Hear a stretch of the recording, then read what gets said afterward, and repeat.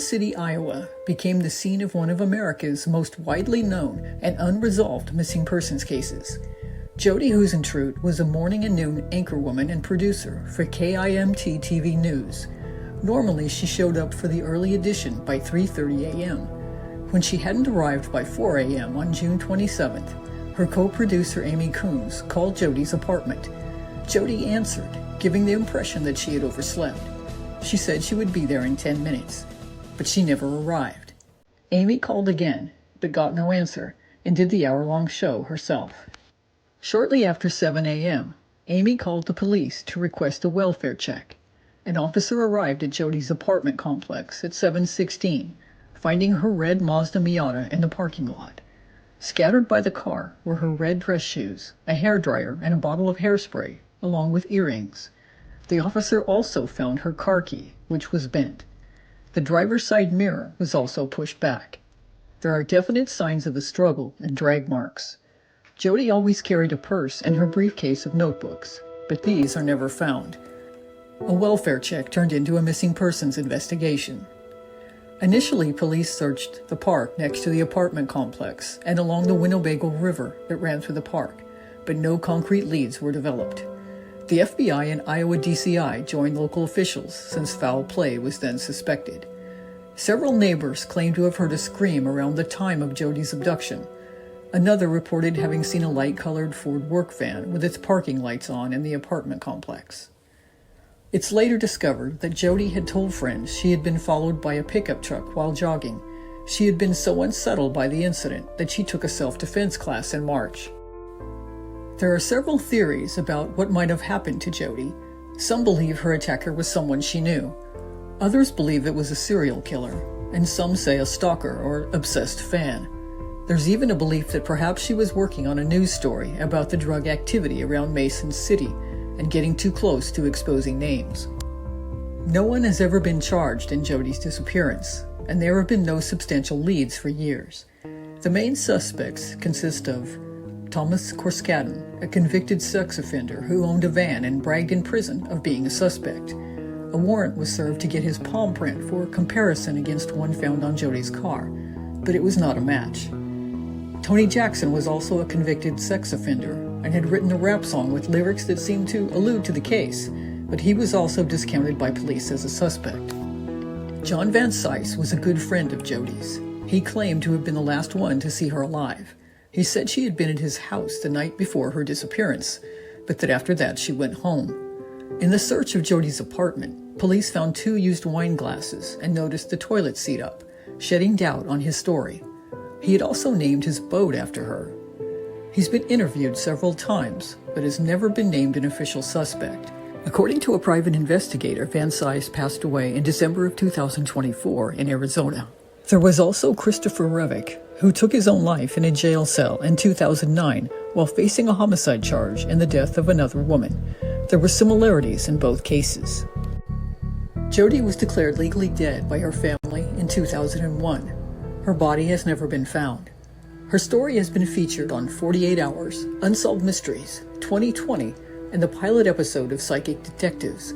There is also a website devoted to the case called findjodi.com. Tonight, our panel will attempt to find some answers. Here's what we know. Jodi doesn't show up for work on June 27, 1995. Police find signs of a struggle around her car. Helicopter and ground searches find no leads. Friend John Van Cise says he was the last person to see her alive.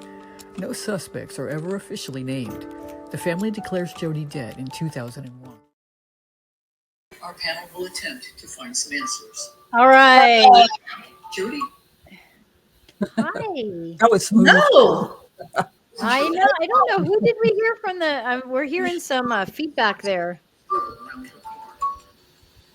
Is that who has? Someone has their YouTube on. Nope, I didn't even turn it on today. No? That was probably me because for some reason I froze and I didn't know if I got booted out. So you're here. Yeah, it stopped at 32 seconds. So then I got on. I'm like, what happened here? And then all of a sudden it just came back. So here we are. Listen, we are psychics. We are not tech savvy. Let's clarify that right now. Big difference. Right? Fair enough. So tonight we are looking into the case of Jodi Huisentruit. Did I say that right? Huisentruit. Huisentruit. We'll just go with that. Fascinating case. We're going to try to do it a little bit differently where I'm going to read and then Harlow's going to see if it matches up with any facts. And then if not, or if yes, that might lead to different questions for Denise. What we want to try to do tonight is really see if we can put some pieces of the puzzle together, but we definitely want help from the audience for that. We definitely want the viewers to chime in. What are you feeling? Are you noticing? Are you connecting any dots? So yeah, let's see if we can maybe get some progress here a little bit more so than just random information. That would be the hope. Okay, so we're going to start with me. I'm going to look at some of the pictures because, as some of you guys know, that's how I read. Harlow gave me some photos. Those are photos we can't use because they don't have clearance. So I'm going to look at them on my own here. And then, Harlow, do you want to share first some of the experiences you were having before the show? If you have a minute. Yeah, of course. It happened in a series of 3 dreams. And I think it only happened because I was trying to draw Jodi. Because Okay. we try not to use copyrighted images for the show. So I took it upon myself to try drawing these people, which is probably not the best decision. I'm a horror writer, but anyway, I was trying to draw her. It started out great. The more I did it, the more I hated it. It just didn't feel like her. It didn't look enough like her. And I got frustrated and I started talking to her out loud. And I said, I apologize. I'm not capturing you. It's not your spirit at all. Bear with me. I'm going to try again in the morning and I'll do better. Okay. And I went to bed and I had a dream. I woke up about 3:00 and it wasn't one of those like normal dreams. It was one of those weird dreams where things are like shown to you, like they almost pulse with significance. Like you're supposed to remember this. And it seemed like a couple of things that were related to the case. So it started off where you and I were doing the show and I saw a zodiac sign, a symbol. Okay. Okay. Well, then I saw the number 12. It's huge. It was like really important. And then it switched to a party.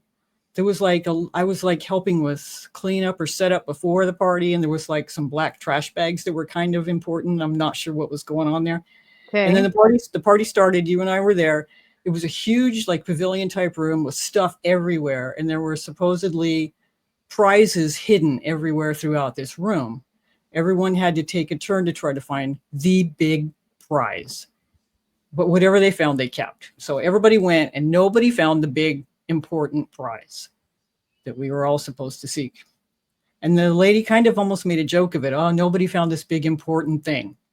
She goes over to a boat. It's not a toy boat. It's a real boat. She lifts up a cushion, a seat cushion or like a mattress towards the back of the boat and uses both hands to pick this thing up. I don't know what it was. I don't know if it was heavy that she used 2 hands or she was like hiding what it was. I couldn't tell what it was. And I don't know if it was symbolic or for Jodi or possession of hers. And that's where it ended. So I wrote everything down in my notes and went back to sleep. When I woke up, I searched for Jodi because I thought, okay, I was shown Scorpio, which is me, but I thought maybe it was either meant to get my attention or somebody related to the case was a Scorpio. And I looked up Jodi's birthday and she was a Gemini, but her birthday was the same as my mom's, who had just recently passed. It was odd. And then while I was doing that, I found a new blurb of information. The last thing I had seen while researching, like just a week before, was John Van Cise, the one person of interest. He had, in all that time moved to Arizona, but they said he was incapacitated due to severe dementia. Mm-hmm. That's what I had put on the video. But this new blurb that I found said he had passed away in December. So there was my 12. So I went back and changed the video to update it. And I never would have known that if I hadn't had the dream. Right. And, it makes you relate the dream to John because he had the boat that he named after her. And that's where the main prize was. So it was really interesting. Then 2 nights later, I wanted to get more information and I asked, okay, but I got a little too excited. And I said, where are you? Where's your body? Where's the purse and the briefcase that were never found? And then I had another dream and I saw an underground tunnel and a man was being drugged down this tunnel, but he had like jeans and cowboy boots on and there was like old bottles. Mm-hmm. And I don't know if that was important or not, but that's what was in the dream. Then last night, I wanted to make sure I had one more shot at it before the show. And I said, okay, if there's anything else you want to show me. And I woke up at 3 o'clock again. And what I saw was like a bank or a row of TV monitors. Then it zoomed in on one of the monitors and it showed a boat slicing through the water. And it had like a racing stripe on it. And that's all I have. But I got a boat twice. And I don't know if any of the other people have boats that were involved in the case or not. We know the one was. He did have one. Okay. So, okay. Let's see, because I feel like let's see if we can piece this together. It's like tag you're it. I know. Yeah. And one of the things okay. So when I was in my meditation on Monday, Mhm. I heard a woman scream really loudly, hello. And stuff like that doesn't happen to me all the time. It rarely happens. And that was all I got. And so it was strange that Harlow's been getting all this information. Then I hear that. When you leading up said to the show. you watched the video too, right after that. Yes, that's And what you- reminded me of Yeah. that. But here's the thing. Here's what's going to confuse this stuff. But here's what's going to confuse all the information you got. Okay, one sec. Let me put this up.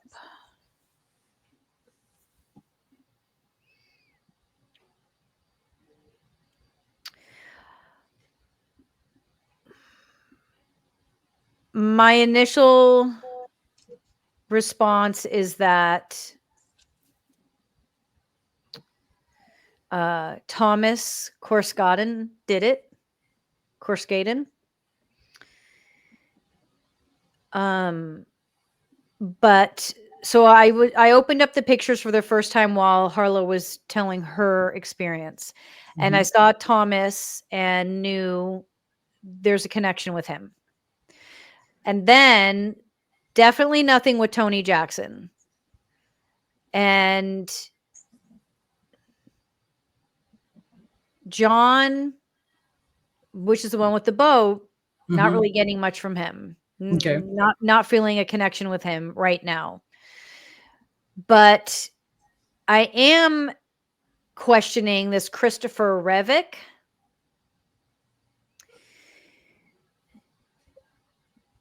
But I'm feeling more like Christopher Revick was involved with this redheaded girl that's in the picture next to him that you sent me. Yeah, that's the other one. Yeah. That's not related to Jodi. Yeah, I think that has to do with someone else. Mm-hmm. I mean, he definitely has a connection to the girl in that picture. Yeah. I'm not feeling it with Jodi. Right. But in that picture, Jodi's on the left, right? Correct? She's the blonde. Yeah. Okay. So, yeah, no. Okay. Now, this guy with the boat, John. So for me now, it drills down to John and Thomas. Thomas, as soon as I saw him, I knew Thomas did it. But John had something going on too. And I feel like there's something tied in with John knowing something. Yeah. Did John know Thomas? Don't know. That's the thing. It's like, just because I saw the boat doesn't mean he's responsible, but he could know something and, he's involved somehow. Yeah. Yes, I agree. John knows something. and he's not telling. Is he still alive? No, No, that was the 12 I got. He passed in December. he's trying to tell you. This is what I got from that, is that like he knew Jodi and he had something to do with Jodi. Like he liked Jodi, you know. Yeah, they were friends. Because what I got in my and it's funny that you said he died of dementia, because in my meditation I got mental illness. Okay. So let me do this. So let me see what I get. Harlow, see if that connects any dots or brings up more questions, and then Denise, you come in and you see what you can piece together. So I feel like John knew something, Thomas did it. I also feel like something similar to what Denise said, that the mental illness was stemming from guilt and overwhelming fear and chaos around what happened to her, and somehow feeling responsible or feeling like he was involved. I'm gonna move that to Denise in a moment, because I'm not getting clarity on that. Thomas did it.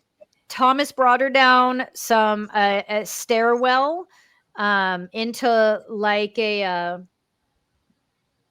basement, and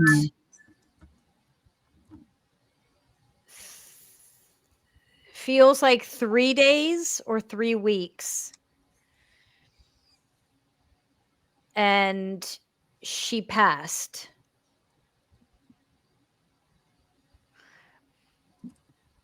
Hang on, I'm getting I want to look up something else. One sec. I mean, I want to look up another picture of her.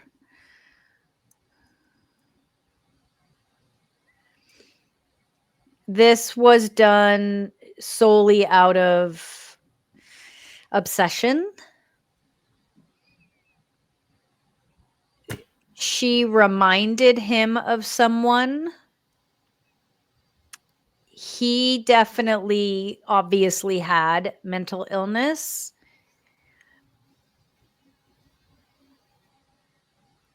And I see the house. There's grass across the street from it, and the house is set back. That's across the street from it. His house is white, brown or black trim. There's stairs going up to it. There's a basement. The numbers that stand out to me on the house would be a 1 and a 9, maybe an 8, maybe a 7. But the first 2 numbers I said for sure. 1 and 9. Yes. Thank you for remembering. I'm writing it down. And there's a W for a street name, Washington. Something like wah. And I honestly take back her passing. I take that back. Okay.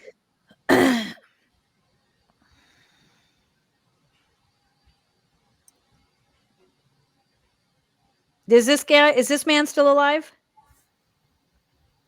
I don't believe so. I don't know about him specifically. I want to know what's in his basement. And WA is the street name. It starts with a WA. Got it. There might be an H in there. Whatever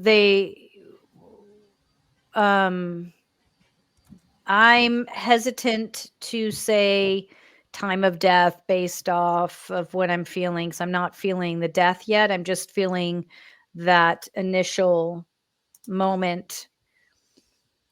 Those first few days. Okay.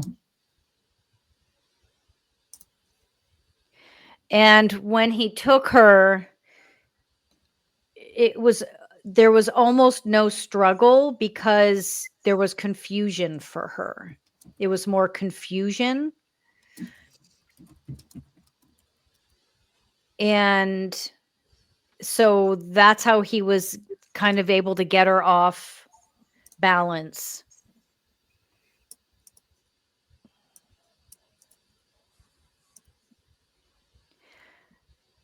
I said this on Monday when we were talking, Harlow, and I still don't feel that she's passed. I'm not saying she's alive, but I'm not saying that she's not alive. Which isn't funny. It's scary if she's alive. Right. But I'm just not seeing just yet her passing, which doesn't mean she hasn't. Before we go to Denise, are there any pieces that this matches anything? I don't know anything about his house because he was ruled out because they checked his palm print against the print on the car and it didn't match. So not much other information has been released about him because the investigation is still ongoing. So let me say this. He never touched her car. Yeah. Yeah, we don't know if the palm print is who it belongs to. I can see him take her, and he never touched her car. He never got near her car. The only connection that he had was with her. Not even her things. This is why it made it so difficult, because he didn't leave a trace. Exactly. There's hardly any forensic evidence for them to go on. Sorry, go ahead. It happened so long ago, that was 95, and there's not that much was doable back then. And then there was nothing hardly left at the scene. She was already out of her car. She was already standing up. She was already like in motion. And that's what I'm saying. It was easy for him to take her because she was off balance from it. Like maybe she was bending over to pick something up or something like that. But he didn't leave a trace, not because he's good at it. It just was a fluke. He didn't leave a trace. Any way to trace him back. So, okay. So what do we have? What do we have? Anything on what I guess the question would be, what leads do the police, like, what are people leaning towards? What is the police leaning towards? Or is there anyone or anything? They're not saying a lot because it's still ongoing. That's the thing. They're not revealing a lot at this point. They were just, as of this last week, talking about maybe the judge was going to unseal one of the warrants for some GPS tracking on Van Sice's cars, but then they decided not to release that. But there's just very little that we actually know. There's theories, but we don't know much information. If the police have information, they're not releasing it. Let me look at all we know is she was going to her car to go to work. Denise, Denise, where are you at with John Van Sice? So I know they were friends, and when I looked at these pictures and what I got, like, Thomas Corskaden came up for me first also. But I'm not sure he did it. I'm not getting that it was him. I think he might have been the stalker that she was afraid of, is what I think. So I almost get like she was getting in her car, like you said, she dropped something, looked in her bag, maybe realized she forgot something and was turning around to go back into her apartment. And then I think the John Van Sice guy came out of nowhere, scared the crap out of her. And I think like the Thomas Corskaden guy, like somehow they had, I don't know, I got the sense of somehow they had something to do with each other, like they knew each other, like what's his name, John Van Sice. It's almost like he knew Thomas Corskaden, like he was a nephew of somebody he knew, or a brother of somebody. Like there was some weird random connection, which is how he started to kind of stalk Jodi in the first place. Mhm. And it's like, I also like feel like whoever I like you, Maryam, I don't get a sense that she's dead, but I'm not saying that she's not dead either, because I also got like whoever did do it, like it was a panic thing. Like they meant to do part of what they did, but they didn't mean to kill her. And then it's almost like maybe they accidentally killed him, and then, like you said, drug him down the basement and then held on to her because they didn't know what to do with her. But like you said, there was no clear evidence. And it's almost like I'm seeing, like, because the welfare check wasn't done until so much later than the incident occurred, it was almost like they had the opportunity to go back and pick up the pieces, if you will. Like grab her briefcase, grab her purse, those kinds of things. And because he didn't grab her at the car, that's why there was no prints on the car. Because in the panic, he wasn't smart enough to wipe everything down. I hate to make it sound like that, but I do. But I get the sense that there was some kind of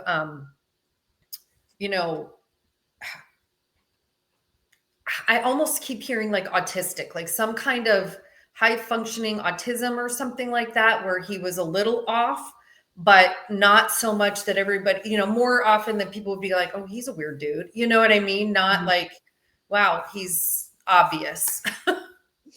I feel like, so here's what I feel as you're saying that. So this is why I don't feel like I can't say that she's passed. He took her, put her in the van.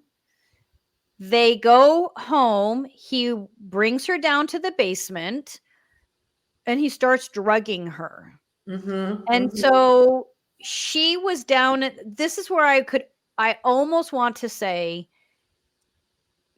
whether she lived a lot longer, she's still alive, but was drugged for so long, didn't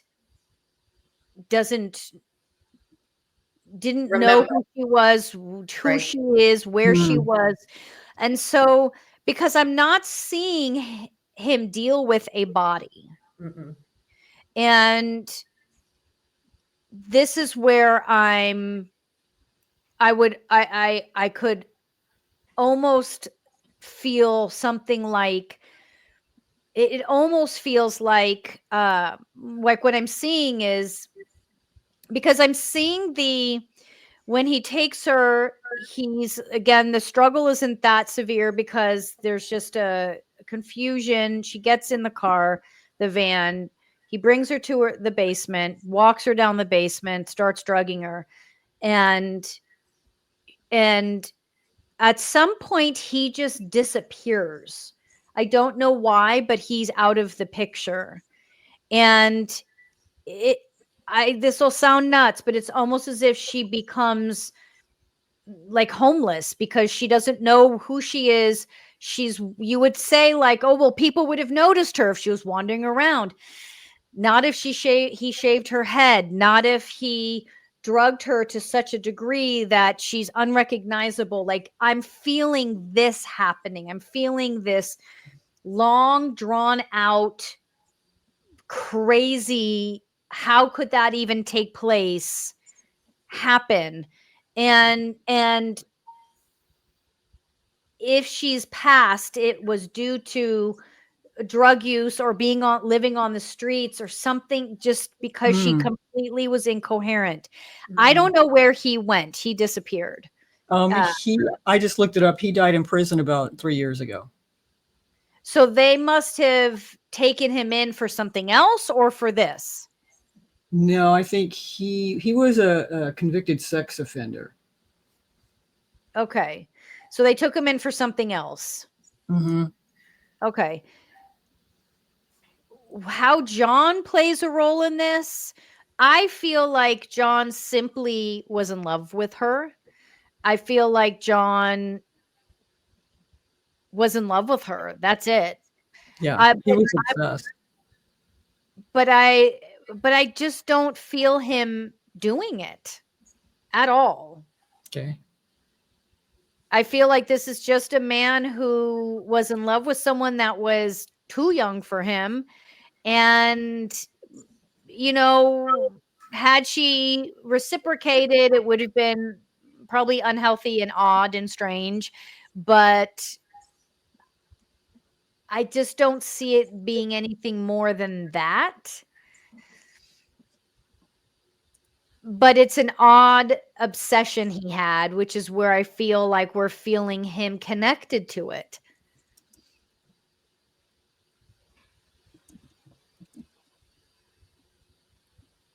Yeah, that makes sense. Do either of you have a feeling where her purse and the briefcase might be? Because those were never found. The first thing when you said that, like, I heard burned. The first word that popped in my head when you asked that question was burned.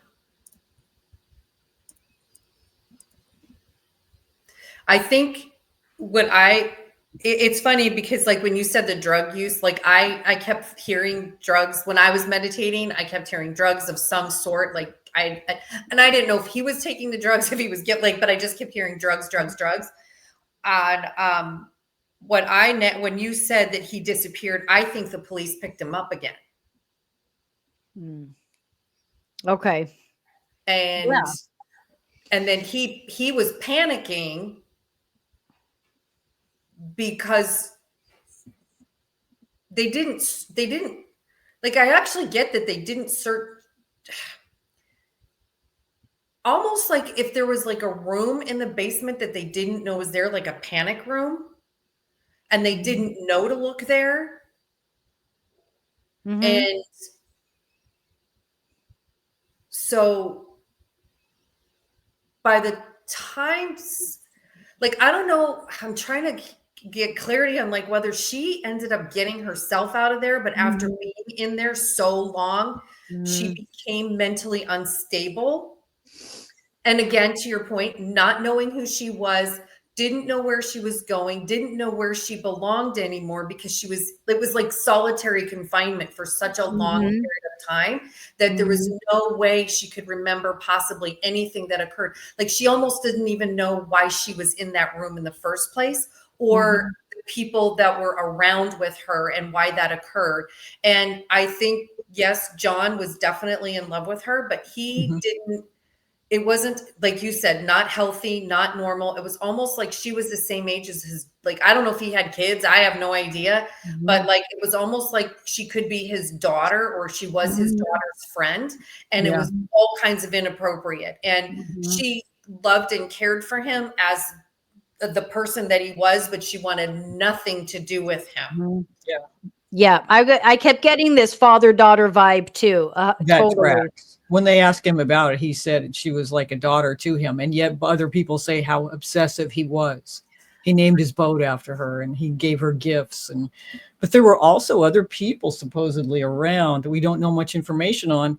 That Mazda Miata she only had it for like a week because somebody else put the down payment on for her and she was supposed to pay the rest off. But we don't have the name of that person.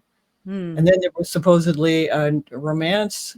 She started the last week she was alive, and she spent every day with this guy. And then they found the 2 wine glasses in her apartment. So, if did you John give me a picture of him? No, I nobody know who's. Please don't release that. Yeah, I mean, okay. There's so many other things that we don't have that much information on. Right. She probably couldn't eat properly. May have been skin and bones, unrecognizable. Long-term drugs at high doses, I bet, could permanently damage cognition. Yeah, that's Absolutely. That explains why you were not sure that she was alive or dead when you first started tuning in. Yeah, She because didn't even know. energetically, she was dead. You know what I mean? She might not Yeah. have been physically dead, but her vibrancy, her energy of the time of her disappearance, Mhm. you know, wasn't the same. So it's hard to Mhm. get that energy reading because it disappeared because she was, you know, so severely malnourished, drugged, you know, all of Mhm. that kind of stuff. I feel like I also do kind of get a little bit of her dancing on both sides of the fence, so to speak. Like she had this Mhm. serious job persona, and then she had this my personal life, and you know, she was very careful to keep the two completely separate. And yet, I think she had a pretty wild streak. Mhm. Yeah, there might have been some dabbling there that, Hmm. um, in just, sort of, I almost want to say, allowing people to do things for her, which Hmm. fed into, Mhm. not that this was her fault, No, but correct. it may have welcomed it a little bit. Yeah. Um, because I also feel like, because I feel like she left that basement, or like you said, like a panic room, that underground room. I almost feels like she left on her own, Mhm. and but not conscious and aware of what she was doing and where she was going. And I don't even know that he cared that much. Like, I'm not feeling him panicking, freaking out. Like, I don't know. I don't feel him being like that. It's, so that's what's, to me, that's what's this incredible area, like gray area, where there's this, it just feels like she just walked out. That's what it feels like. It feels like she just walked out. And I keep seeing that and feeling like she just walked out, and but was not conscious of what she was doing and where she was. And this is why they couldn't find anything, Mhm. and why they couldn't find her. So what just jumped in my brain was what, because when I heard burned, to go with what, like she walked out with her things. She still had her things. She burned them maybe to like stay warm because she wasn't cognizant of anything. And you know, when you're wandering, like I thank God I've never been there, but like if you're Mhm. wandering the streets, even if you aren't mentally incapacitated, I would imagine for a long period of time, then you would become that way. And then Mhm. you no longer have like logical, rational thinking skills. And then you're going to do whatever you can to survive on the streets. Because at this point, she also doesn't know who she is Yeah. or where she belongs. Yeah. And, you know, um, One thing just kind of leads to the next. right. Yeah. Oh. Like she could, if she is really deceased, and I'm not saying she is or isn't, but she could be in one of those Jane Doe graves, Yeah. you know, and because she was, you know, homeless and on the streets or what have you, and she would have been totally and completely unrecognizable. They might not, you know, unless she was in an area where even though it's an ongoing investigation, unless something new pops up, it's not like they're actively investigating it either. They're not going to be like doing an autopsy on every Jane Doe that dies in the streets, that sort of thing. So it's very possible that she could be not with us any longer, and nobody actually knows that because they I'm sure state resources are only so much. I mean, as far as like every autopsy to see if that person is a missing person of interest. A couple of years ago, I guess they got a tip about some place in Minnesota, but again, we don't know if they found anything or not. Right. What kind of tip? The police aren't really telling anything. Like someone saw her? Someone called in with information and they followed up on it, and they went out to Minnesota and searched somewhere, but we don't know much about it. So even though it's been all these years, they're still keeping it all under wraps. So she lived in Arizona when this happened? No, she was in Iowa. She was in Iowa. Yeah. So then John Van Dyke moves to Arizona later on, but he was in Iowa too at the time. Okay. Because Minnesota is north of Iowa. Okay, so here's the layout. I would from what I feel, what I see. He's able to put her in the van without leaving a mark. Takes her to this house, street name WA, seems like a Washington or something like that. 1 and 9 stand out to me. He has some sort of room or basement underneath. Brings her in there, starts drugging her. And it feels like she left on her own. Was somehow, and I feel her, wandering out, lost, not even really realizing where she's walking out of and where she's going. I feel him when he comes home and realizes she's gone. I don't feel him panicking or caring.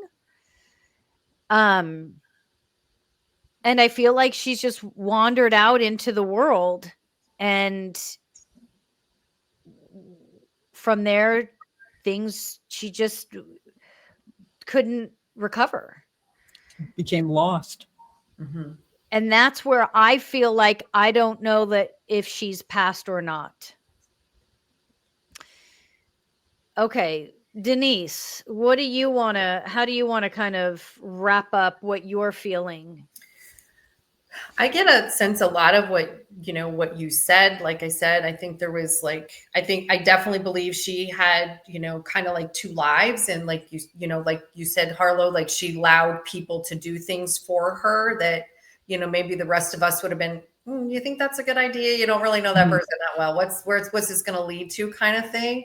I think there was some crossover information of, where the drugs came from. Like, I know there was some kind of drug cartel. I don't think she was close to busting that. I don't think that had anything to do with it. I do think maybe that's where the drugs came from. Like, was that situation of people? But she didn't, I think she was, like, I'm getting a sense from that story that she was careful about what she shared because it was her job, but people she knew used the resources, and she wasn't about to like turn everybody in, so to speak. Yeah. And so I think that's where all of this crossover of people kind of blending together and feeling like they knew whatever. Mm-hmm. And I do think when he took off or disappeared for however many days, I think you're right, Maryam. When he came back, he's like, oh, okay, she's gone, whatever. Like, he didn't, like, he really could care less.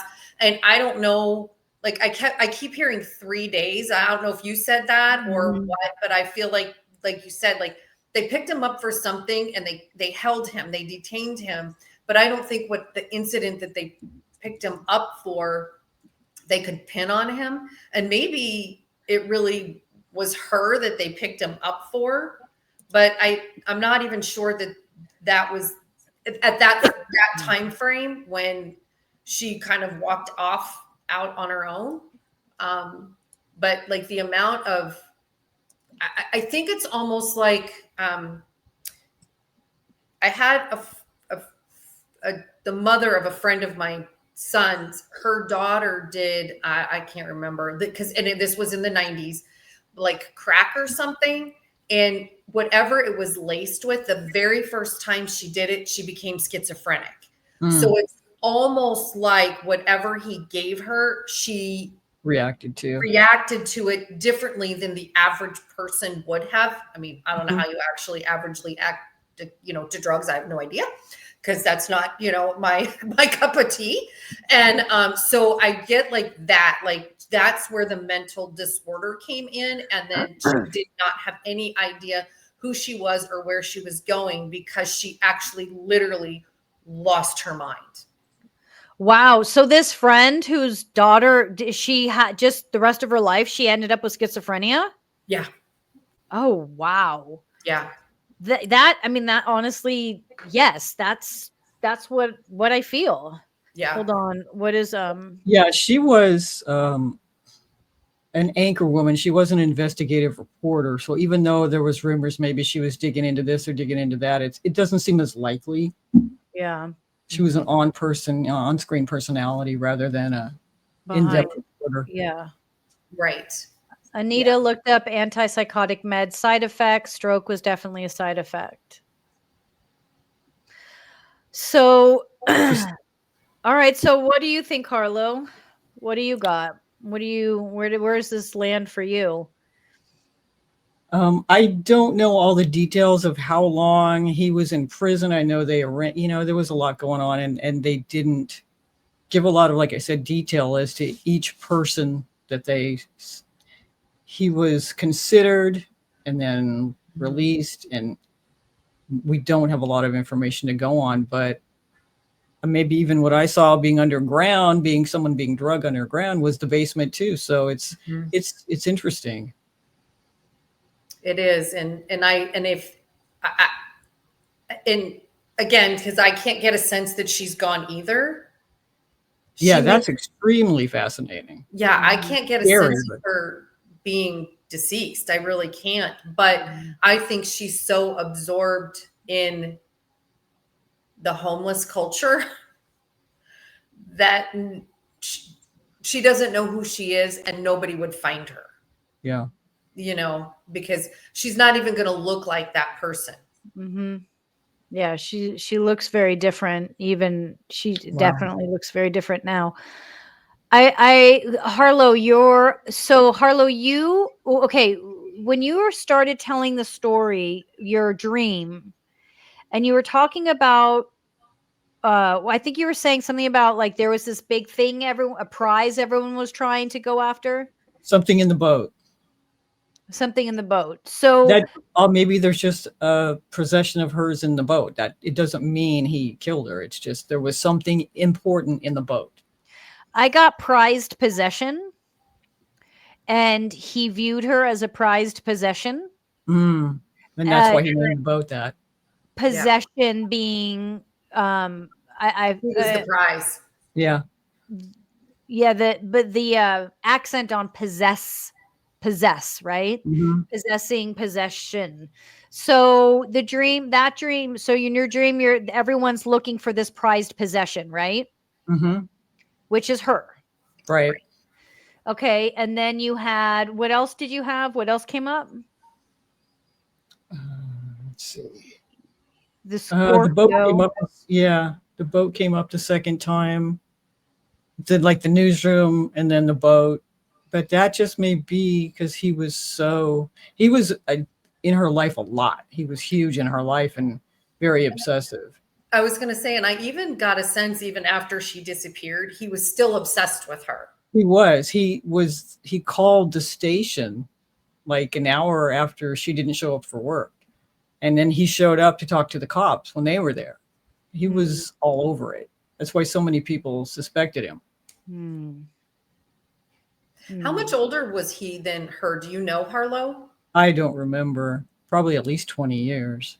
Because I'm almost wondering if he was like starting like early onset Alzheimer's, but even Could have though been. that, so that was that not being able to, he would be like, oh, I forgot, or just like little forgetful things. But I think it was really the start of, and then I think, how the brain will lock onto something. And it's almost like that was the lock for him. And he was just obsessed with her. But there was, because he wanted to have her, like the prized possession. Yeah. He wanted to have the prize and he never got the prize. I think too, what makes this whole case what it is that there were multiple people obsessed with her. Yeah. There was obviously, which makes it convolutes it. Yeah. Right? And she had at least one stalker, if not more. Right. And that's what other psychics have said too on that Psychic yeah. Detectives show. They said that it was someone who saw her on TV and was obsessed with her. And then there was another psychic on YouTube that said it was someone unknown to her that just had a van and fell in love with her. And it was the only thing he ever did illegal, but he took her. So it's just amazing how many people are like tied up in this. Yeah. Yeah. I don't want to ever give anybody false hope, but I don't know where she is. Yeah. Well, maybe when I saw the tree looking up, she was alive looking up at a tree. Yeah. Yeah. When I asked where her body was, maybe she was there. Well, and maybe that's why you actually couldn't get a handle on drawing her. Yeah, I know. I never did. It's a lousy drawing. I couldn't get it right. Yeah. And that's not like you. Yeah, well, sometimes. But yeah, if she doesn't even look like that anymore, maybe that's why.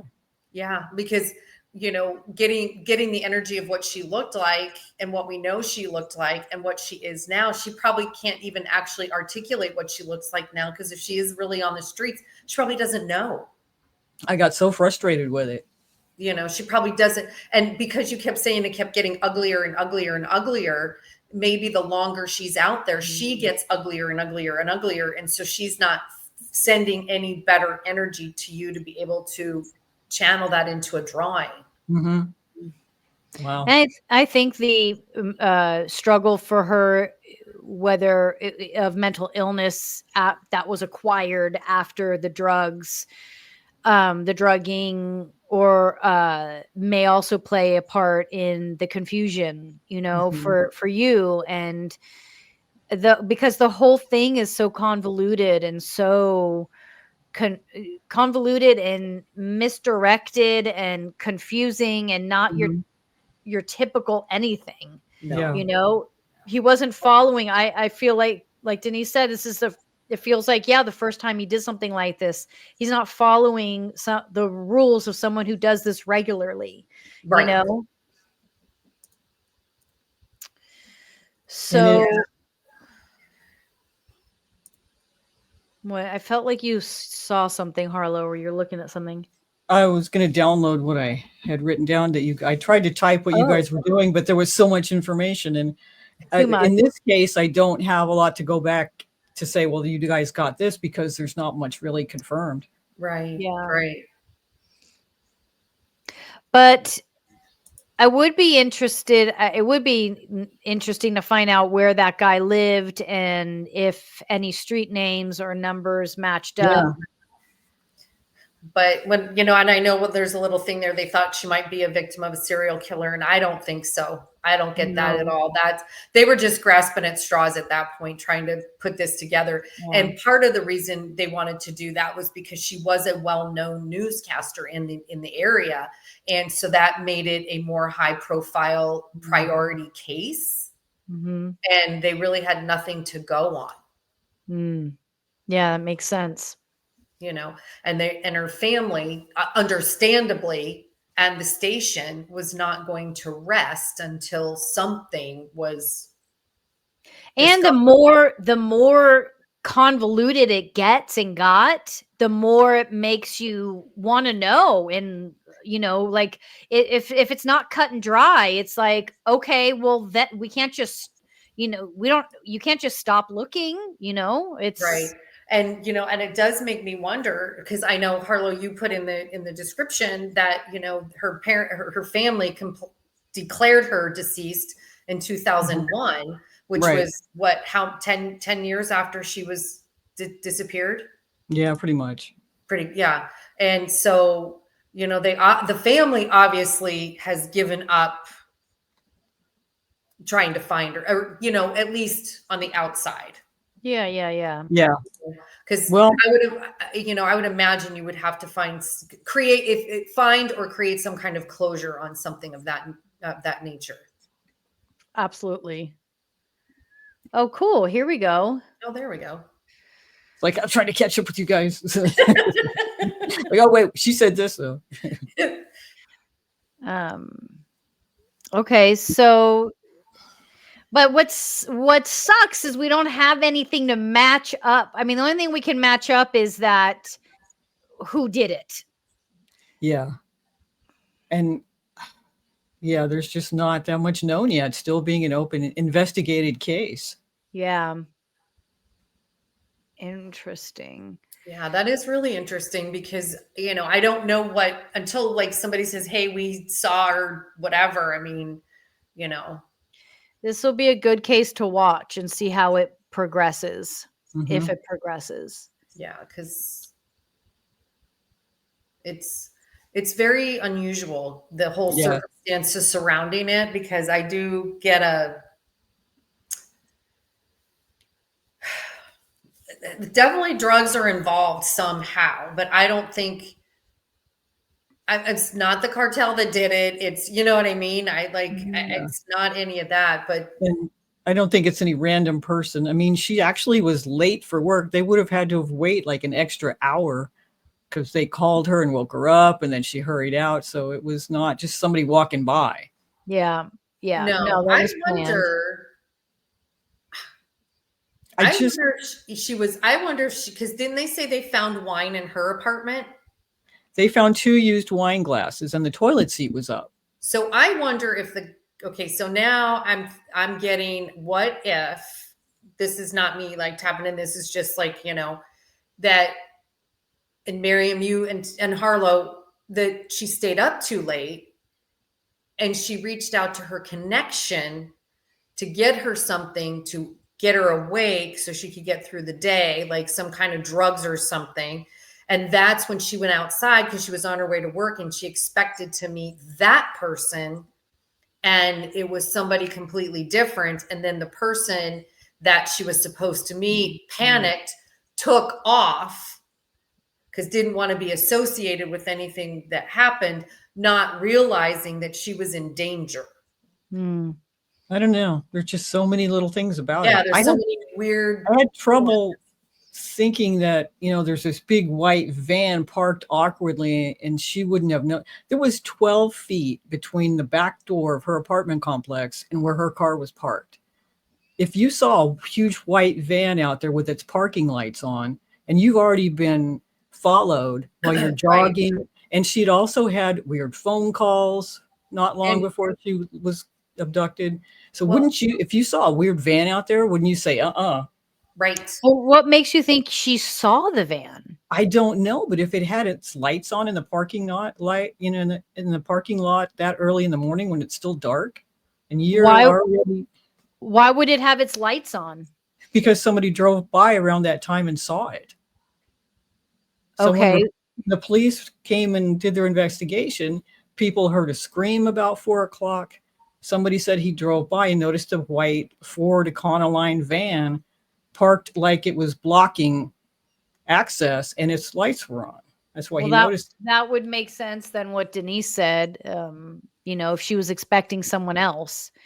And so she saw someone outside and she was waiting for someone. Yeah, that makes more sense to me. Mm-hmm. Because if you're being stalked and you're cautious.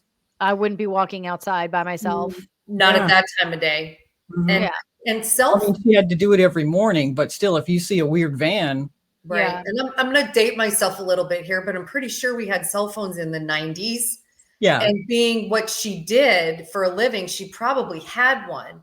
So if she was really scared, like, wouldn't you have called somebody? I don't know. Nothing was ever said about a phone. Oh, maybe If she it was didn't in her have- purse, that was never found. Oh, that's true. Yeah. I mean, they were still the bigger ones. They weren't, Yeah. teeny tiny, but yeah. So I don't know, because I'm just thinking back. I'm like, I know I had a phone in the 90s, Yeah, but I think but too, maybe not that like, early on, because they were the big, Yeah, they were huge. unless, like you said, because her bags were never found unless it was in there, because, Yeah. it's not like she could keep it in her pocket or carry it in her hand. I mean, they weren't as popular as, like, now none of us go anywhere without them. I know, but think about this. If you're getting up and leaving for work at 3 a.m., let's say you were up the night before until midnight. So you're groggy, you're tired, you're not really paying attention. Well, you're Who rushing. knows? You're Yeah. rushing, and who knows? Maybe maybe there's a van that's on this. Maybe, there's a delivery person that happens to go by at that time every day. Like, it's like there's so Yeah. many reasons why I think it was so easy to do. Mhm. And yes, like she should, based off of all of the experiences leading up to it, obviously someone should have been staying with her and Mhm. walking her outside every morning. But because that didn't happen, and if you're already tired, you're already rushing around, it's easy to just take somebody Yeah. and throw them in a van. And Yeah. It is totally possible. so I think that from everything, so if, like, I can describe it, like, from an energetic place, it's like water. It's just like everything just was kind of fluid. There wasn't like any, like, meaning, it was easy to get her in, not her fault. It was easy to bring her downstairs. It was easy to start drugging her, and once she's drugged, everything just feels kind of like out. Everything feels Mhm. psychedelic. The whole experience was that's what that whole experience felt like. Even the moment she was taken, it feels just like she was already off center, off balance. So it wasn't that hard, and then after that, everything just felt very, like, that's the word that comes to me, is like psychedelic, like outside of her consciousness, like I not being able to comprehend, and here we are. So I would love to see how this case progresses, and if there's any more pieces to the number of the house, to the name of the street, to anything we can keep piecing together, just because we feel like, what if she's not dead? Mhm. I mean, Yeah. wow. I don't think I've never even heard that possibility mentioned before. Yeah. A lot of people have talked about this case. Mhm. And I remember I said that to you on Monday. I was just like, I know. I feel like she may not be dead. I Like, know. You said it several times. I'm just grateful that I she's not, like, locked in someone's, Yeah. basement. Like, I don't feel that at all. So, I don't know if that's good or bad. But anyway, Right. Yeah. She's locked in her own prison in her head, out this is there. bad. Yeah. Yeah. But, she's not being, and truthfully, being that he was a sex offender, I don't even get the sense that he raped her. I don't even get that sense either. Like, I don't either. I don't either.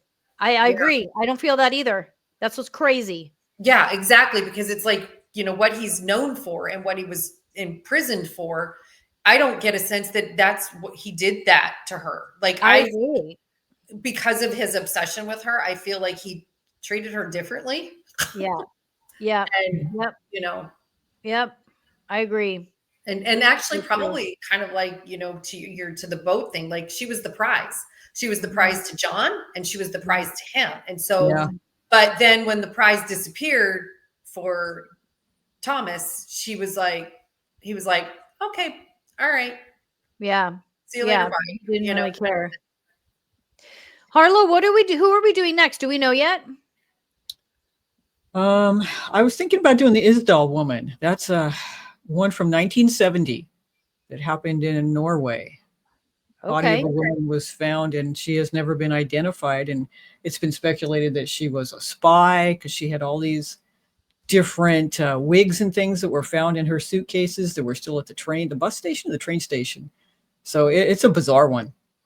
All right, let's do it. That sounds yeah, fascinating. that's funny because I kept hearing bus station earlier or train station. Ah, Huh, okay. Interesting.